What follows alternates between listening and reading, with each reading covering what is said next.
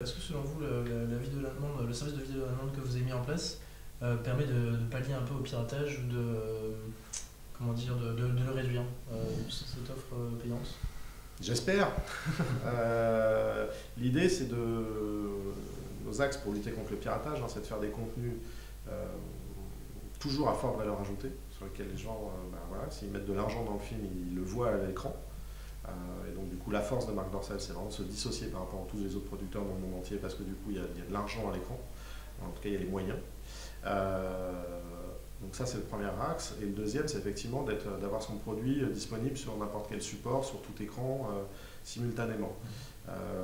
Si je fais une analogie avec le mainstream, la chronologie des médias, je ne sais pas si vous la connaissez, mais voilà, effectivement, je crois que jamais la Warner ou Universal n'arrivera à lutter contre le piratage tant que le film il est disponible à telle date qu'en salle de cinéma, qu'à telle date en vidéo à la demande, qu'à telle date en DVD, et qu'après quand telle date en payant, etc. Le piratage, il existera toujours, et du coup, on ne pourra jamais empêcher quelqu'un. Par contre, si moi j'ai envie de voir, je sais pas, le dernier film de Valérie Lemercier qui est sorti aujourd'hui en salle, si chez moi j'ai pas le temps d'aller au cinéma, je préférerais même le payer plus cher pour l'avoir en vidéo à la demande, plutôt que d'attendre de me dire que dans 4 mois seulement, que le film soit un échec ou un succès, il sera disponible dans 4 mois sur ma plateforme de vidéo à la demande, et c'est tout. Et pas en DVD, etc. Je pense que les moyens technologiques et l'usage a complètement évolué et qu'il faut complètement bouleverser ça. Effectivement, c'est plus compliqué parce que ça remet tout le financement de l'audiovisuel en France dans la balance et qu'il y a des lobbies très puissants qui ne veulent pas. Mais effectivement, le piratage existera toujours. Nous, sur l'adulte, on a un piratage qui est plus particulier, qui est lié au tube, qui effectivement, eux sont dédiés au contenu adulte, diffusent, voilà, pour toutes les raisons que je vous ai expliquées, de manière illégale, sans protection des mineurs, tout le contenu qu'ils veulent. Voilà, ça, ce sont des vrais ennemis. Et donc du coup, on peut offrir, on peut mettre tout le contenu, etc. Gratuit. Nous, ce qu'on estime, c'est si, ne serait-ce que si 10% on estime que 90%, plus ou moins 90 à 95% de la consommation se fait de manière illégale du contenu adulte. Donc, ne serait-ce que si vous basculez 10% de ces internautes pirates, vous les éduquez, vous les transformez vers l'offre légale, vous doublez vos chiffres d'affaires et du coup vous doublez vos productions. Le problème, c'est que plus l'industrie va mal, plus ça va être compliqué de faire des films. Une actrice maintenant, pour parler terre à terre, une actrice, vu qu'il n'y a quasiment plus de producteurs en France, elle ne va gagner quasiment plus d'argent. Donc quel est son intérêt aussi de vouloir faire ce genre d'industrie? Donc vous réduisez aussi toute une chaîne, entre guillemets, alimentaire derrière, qui est en train de mourir. Donc on est bien loin du piratage qui va provoquer les problèmes du pauvre producteur dans sa Ferrari avec son cigare, etc. etc. Entre guillemets un peu le syndrome Pascal Nègre tel qu'il pouvait exister à la Star Academy, où du coup les gens n'arrivaient pas à comprendre la crise de l'industrie musicale et finalement certains producteurs. Je pense que là effectivement vous avez il y a toute une industrie, une économie derrière, voilà, tous les emplois voilà, qu'on peut faire, etc., qui sont derrière et qui sont en jeu par ces piratages. Et est-ce que les innovations vous permettent d'un peu protéger vos œuvres sur le cryptage Alors on a fait le choix de supprimer tout ce qui est DRM. Voilà, et on milite, ça fait on va bien faire presque 5 ans qu'on a supprimé tout DRM, et on milite contre la suppression des DRM, parce que c'est complètement dérisoire de penser que c'est ça qui va protéger complètement le piratage. N'importe quel film est piraté de toute façon, voilà. Donc c'est ridicule de le penser. Et deux, vous bloquez les gens qui ont respecté les lois. J'ai acheté un contenu, boum, j'ai changé de disque dur ou autre, je suis bloqué dans mes licences, je ne peux pas faire de mon fichier, je ne peux pas en faire ce que j'en veux. Alors que moi, quand il télécharge un fichier sur Dorcel Vision, il peut à la fois, il le met sur son iPhone s'il veut, sur sa tablette ou sur son PC, son Mac, il en est propriétaire du fichier, donc il a le droit de le regarder sur n'importe quel écran. Les DRM ne permettent pas ça, ou ne protègent ça, ou limitent ça en tout cas, parce que protéger c'est dérisoire de le penser, le limite, et on pense que c'est un frein. Et beaucoup d'internautes en plus ne comprennent pas ce que c'est, comment ça fonctionne, etc. Et nous on les a supprimés pour ça, parce qu'on disait ouais, j'ai acheté sur votre site, mais finalement j'avais pas le bon navigateur, j'avais pas la bonne version, ça n'a pas marché, etc. C'est compliqué à servir. Et finalement vous vous battez sur internet à faire venir des internautes sur votre site, ça vous coûte très cher en acquisition de trafic de clients. vous battez pour avoir un taux de conversion le plus élevé possible, et finalement les gens qui ont acheté, ils n'arrivent pas à voir le contenu et ils auraient été sur un site pirate, ils l'auraient vu plus facilement. Ça ne peut pas marcher. D'accord. Et il y a une évolution sur Internet il y a peu, c'est l'introduction des points XXX. Oui. Quel regard portez-vous sur cette évolution? Est-ce que c'est une opportunité, une menace ou sur votre Alors, je travail? ne suis pas forcément positif là-dessus. Je pense que l'extension du nom de domaine, plus personne ne fait attention à ça. Enfin, plus personne communique si c'est un .com ou .fr, etc. Il faut l'avoir, il faut avoir le .com ou .fr, etc. Donc je pense que ça ne sert strictement à rien. La seule chose à laquelle ça peut servir, c'est si effectivement du jour au lendemain on veut censurer le web, et donc du coup bloquer, forcer, je sais pas, telle industrie à utiliser tel nom de domaine, etc. Je pense que jamais personne n'arrivera à le forcer. Je pense que derrière, en plus, il faut savoir le coût d'achat d'un point .xx, c'est 15 à 20 fois supérieur qu'un .com. Donc il y a toute une arnaque derrière, à mon avis, de société qui gère tout ça. Et grosso modo, vous êtes malheureusement obligé de le prendre parce que sinon vous avez quelqu'un qui va le prendre pour vous et qui va usurper votre identité sur le web. Donc malheureusement, même si vous n'y croyez pas, vous devez le prendre. C'est compliqué. Et je pense que ça n'apportera rien à l'internaute, lambda. Il n'y a aucune. En général, les gens oublient qu'il faut penser au consommateur derrière, en tout cas à celui qui a l'usage, et ça n'apporte strictement rien. D'accord. Pour revenir au film que vous produisez, dans quel pays vous les distribuez? Est-ce que même dans les pays les plus fermés, sur le plan des mœurs où les tabous sont bien ancrés, est-ce que vous arrivez à distribuer et à vendre des films? Alors on est distribué dans 56 pays. Donc pour une petite PME française, c'est pas mal. Le Made in France marche. Malheureusement, enfin en tout cas, on est dans on va dire les 150 pays à peu près qui doivent rester. C'est qu'en général, c'est interdit. Interdit où il n'y a quasiment pas de réseau de distribution, soit parce que c'est légal, soit parce que c'est religieux, etc. Donc clairement, on n'y est pas présent. Après, ça peut être interdit à l'ancienne sur on va dire, la distribution physique. Avec le web, il y a des pays sur lesquels la pornographie est interdite, mais par contre le web est autorisé. Donc finalement, si je vous donne accès à mon Google Analytics, vous allez découvrir tout un tas de pays sur lesquels normalement ils n'ont pas accès, mais pourtant il y a du trafic. Donc voilà, et je pense que plus vous créez en plus la frustration et la censure, plus vous avez du coup ces réseaux-là sur lesquels c'est accessible, donc c'est pas du pirate, va se développer. Après, oui, vous avez des pays sur lesquels c'est interdit, c'est pas à nous de faire changer les mœurs, on n'impose rien à personne. Venez chez nous si vous voulez consommer, mais on ne va pas forcer personne. Donc selon vous, les producteurs de contenu n'ont pas de pornographie érotique, n'ont pas un rôle à jouer dans la perception et l'acceptation de la pornographie et du sexe en général dans ces pays? Non, on doit préserver la liberté pour éviter la censure ou autre qui peut se passer. Je pense qu'aux États-Unis, si on regarde l'histoire de Hugh Hefner, Hugh Hefner un peu, mais surtout Larry Flynt, a énormément participé à la libération des mœurs, etc. Je pense qu'en France, c'est un peu plus ancré avec notre mai 68, etc. On va dire c'est plus français, on est plus libertaire. Mais après, c'est surtout pas, je pense, à l'industrie pornographique d'aller libéraliser tout ça. Comme c'est pas à l'industrie pornographique de faire l'éducation sexuelle. Souvent on nous dit ça, etc. Moi je réponds oui, mais le principal problème c'est qu'il n'y a pas d'éducation sexuelle, enfin, en tout cas sur la France. Il n'y a plus d'éducation sexuelle à l'école, ou très très tardive, et les jeunes ont appris avant comment ça fonctionnait, etc. Et malheureusement, du coup, font parfois leur apprentissage de l'éducation sexuelle par la pornographie, alors que c'est du cinéma. C'est comme si on apprenait à conduire en regardant Fast and Furious. Je pense que c'est pas la même chose, c'est pas notre rôle d'éduquer, et je pense que ce serait très mal perçu si c'était nous qui éduquions. Donc voilà, c'est pas notre rôle de forcément aller là-dedans. Par contre, de préserver une liberté, une accessibilité, etc., oui. Et dernière question, comment est-ce que vous voyez le futur de l'industrie de la pornographie? Est-ce que la crise va se poursuivre ou Je pense que tant qu'il ne se passe rien sur le piratage, effectivement la crise va se poursuivre. Et en VOD, nous on distribue une soixantaine de studios. 60 de nos concurrents qui produisent des contenus en France, à l'étranger, en hétéro, en gay, on les distribue.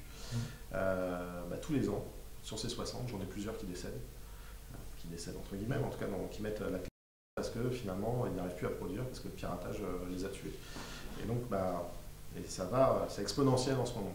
Donc du coup, plus on va aller là-dedans et plus le piratage va être si facilement accessible, etc., plus ça va être dur de distribuer du contenu, d'en produire et de le distribuer. Et comme je vous l'expliquais, il y a toute une chaîne derrière qui vit et qui risque de s'arrêter. Donc là-dessus, effectivement, c'est très inquiétant s'il n'y a pas un vrai réveil, en tout cas dans l'usage, etc. Et encore une fois, c'est pas lutter contre le pirate lambda qui a téléchargé sa vidéo, c'est vraiment lutter contre ces entreprises-là qui, elles, font beaucoup d'argent dans des paradis fiscaux en volant le contenu des tiers. Donc voilà, ça c'est ces gens-là qui en plus ne produisent pas forcément, etc., qu'il faut combattre. Après en termes de technologie, est-ce que ça va être dans la réalité augmentée? Est-ce que ça va être dans le côté 360? Voilà, il peut se passer plein de choses. Après, il faut toujours voir comment diffuser et distribuer le contenu. Voilà, souvent, on vient me voir pour proposer plein de choses, sauf que des fois, ce n'est pas forcément possible, ou en tout cas, ce ne sera pas rentable. Et quand vous êtes une entreprise autofinancée, vous faites très attention aux innovations que vous pouvez faire et elles doivent être absolument rentables. La 3D, on a investi 1,5 million d'euros dessus, elle a été 100% rentable. Pas tout de suite, en tout cas maintenant elle est rentable, donc il n'y a aucun problème. Elle serait à refaire, on la referait. Et en plus, elle est rentable par toute la communication et toutes les opportunités business que ça peut nous ouvrir derrière. Mais en tout cas, nous, on est très héroïstes là-dessus. Donc, qu'est-ce que ça va être demain? Je ne peux pas forcément vous dire. Là, on va lancer une nouvelle offre en début d'année qui va être une sorte de Spotify porno, une offre d'abonnement très low cost à un ensemble de contenus et de catalogues. Voilà. Donc un mix entre un Spotify et un tube, entre guillemets, ou en tout cas un tube légal. Payant du coup, mais légal. Nous c'est très simple, si on pouvait faire des choses gratuitement, on le ferait. Si on arrivait à se financer par la publicité, on le ferait. Malheureusement, ça n'existe pas. Vous ne pouvez pas produire juste par la publicité. Pourquoi? Parce que la publicité, c'est pas L'Oréal ou LVMH qui va acheter vos pages de pub ou qui va vous acheter de l'espace publicitaire. Donc du coup, c'est quoi? C'est soit vos concurrents mais ils n'ont plus d'argent, donc du coup c'est pas eux, ou c'est des sites de rencontres ou des sites de livecam. C'est pas avec ça que vous financez du contenu. Donc malheureusement le gratuit financé par la pub c'est de l'utopie qui ne peut pas exister. Sauf si du jour au lendemain la publicité n'a plus de tabou et n'a aucun problème à acheter sur des sites adultes. C'était le cas par exemple American Apparel aux États-Unis achète de la pub. Il y a une société de pizza aussi qui a fait ça aux États-Unis qui a fait un petit buzz là-dessus. Du coup, ses ventes ont largement augmenté. Bizarrement, je pense que la personne qui achète, en tout cas qui regarde des films adultes, consomme aussi d'autres produits mainstream, donc il n'y a pas de problème. C'est pas des clients à part. On est encore loin d'une évolution des mentalités sur ce point. Oui, et je pense même qu'elle va. La mentalité en tout cas des gens a complètement évolué, c'est-à-dire que parler de pornographie, de sexualité, etc., c'est beaucoup plus libre entre les personnes que ça pouvait l'être. Par contre, dans les mœurs et dans la société au sens large, c'est de plus en plus censuré. Et tant que vous avez des sociétés comme des Apple, des YouTube, etc., qui censurent le contenu, vous allez avoir une censure de l'état d'esprit. Tout le monde dit ouais, la pornographie est partout maintenant, multi-accessible, etc. Elle est accessible effectivement par d'autres moyens que ça ne l'était avant. Pour autant, la sexualité, la nudité, etc. est de plus en plus tabou dans l'industrie. Si vous regardez les clips de Madonna et Mylène Farmer dans les années 80, elles étaient toutes nues. Elle le ferait. Maintenant, elle ne pourrait plus le faire parce que ce serait censuré YouTube. Rihanna, elle ne va jamais trop loin non plus parce qu'elle sait que sa maison de disques lui dit non, sinon tu vas être censuré, il ne faut pas le faire, etc.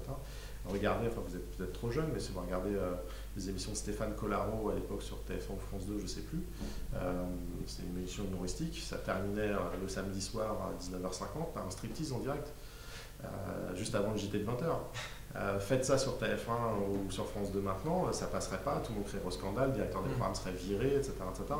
À l'époque, ça ne choquait pourtant personne. Non. Vous avez l'émission de Chavannes l'après-midi aussi, qui faisait des striptease en direct, etc. C'est tout un tas de sociétés. Pour autant, les gens pensent que c'est moins tabou maintenant. Non, au contraire, ça l'est plus tabou. Dans la société, pas entre les gens, mais dans la société, ça est beaucoup plus tabou et il faut être beaucoup plus carré, puritain, sain, etc. Par exemple, je pense à une publication sur Facebook, un tableau qui avait été interdit parce que les Ouais. femmes étaient nues. L'origine du monde Oui. de Rodin, ouais. Donc il y a peut-être une évolution de la mentalité, peut-être aussi le CSA qui peut... Là, c'est même pas le CSA, le CSA passe sur le web, en tout cas pas encore. En tout cas, c'est juste Facebook qui considère que non, c'est pas de l'art, c'est de la pornographie. Et sur la télévision. Voilà. Sur la télévision, je crois pas qu'il est censuré sur l'art. Je pense que l'art a toujours. Enfin, je parlais des... C'est comme des films qui peuvent passer en salle qui sont interdits seulement. Enfin, je sais pas si vous êtes allé voir La vie d'Adèle. La vie d'Adèle, c'est quand même très très costaud. Moi-même, travaille dans cette industrie, la scène lesbienne. On la trouve très très longue en plein écran, etc. Pour autant, c'est interdit moins de 12. Voilà, je pense que la scène est peut-être plus pornographique que certains de nos films. Mais voilà, c'est de l'art, donc du coup ça passe. Donc, voilà. D'accord. Est-ce qu'il y a une différence dans les méthodes de production, dans la recherche de l'innovation, la liberté que vous avez de travailler? Ça n'a rien à voir. Ouais. Vous comparez on va dire une petite PME start-up qui a un fonctionnement de start-up et qui veut absolument le rester, même si on grandit dans les équipes, etc., à des grands groupes. Comparer, si on devait prendre un exemple récent, les Bleus, le tweet sur les Bleus, voilà, c'est quelque chose qui... on ne fait pas des réunions marketing avec 15 personnes pour essayer de définir, savoir, avoir un cahier des charges, etc. On le fait tout de suite, on le fait maintenant et on y va. Et voilà, quoi. Pareil dans les innovations, vous pouvez tester beaucoup plus de choses parce que vous êtes moins nombreux, parce que vous êtes plus souple, et parce que du coup toutes les équipes sont beaucoup plus autonomes. Souvent dans les grands groupes, vous avez de la réunionnite aiguë, vous avez des gens qui disent Yaka et Faucon, mais qui ne se passe jamais vraiment rien derrière. Vous avez une inertie qui est très très forte, et parce que tout le monde pense que ça va être tellement difficile de faire bouger la machine que même tenter de la faire bouger c'est compliqué. Ici c'est pas le cas, et comme vous êtes, au final on est très peu nombreux à faire beaucoup de choses, s'il y a même un maillon de la chaîne qui n'avance pas à la même vitesse que les autres, ça ne marche pas. Voilà. Donc forcément la méthode de fonctionnement et d'organisation n'a rien à voir, et c'est aussi pour ça je pense que les collaborateurs qui viennent travailler chez nous finalement s'amusent beaucoup plus que dans un grand groupe classique parce qu'ils doivent toucher sur tellement plus d'activités. Voilà, récemment j'ai un de mes collaborateurs qui travaille sur la vidéo à la demande et qui est parti dans sur une autre chaîne de télé pour travailler sur la vidéo à la demande, et finalement il a découvert que son poste qu'il faisait chez nous, là-bas c'est 5 personnes différentes qui le font. Voilà, c'est une autre organisation, c'est d'autres méthodes.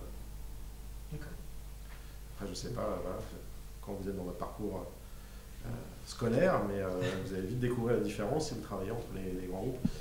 Voilà, ne serait-ce qu'à Comédie, quand moi j'ai commencé au groupe Pathé, on était 30, un peu indépendants, autonomes, on faisait ce qu'on voulait, et quand on s'est fait racheter par Canal+, du coup on se retrouve dilué dans toute une machine, mais qui est obligée d'être une grosse machine vu l'ampleur des activités. Mais forcément, vous ne travaillez plus de la même manière. Et après, c'est des mentalités qui peuvent être différentes. Sur comédie.com, je m'éloigne un peu du sujet, mais à l'époque, Dominique Farrugia, quand il avait lancé le site, voulait qu'il y ait tout sur le site, sauf la grille des programmes.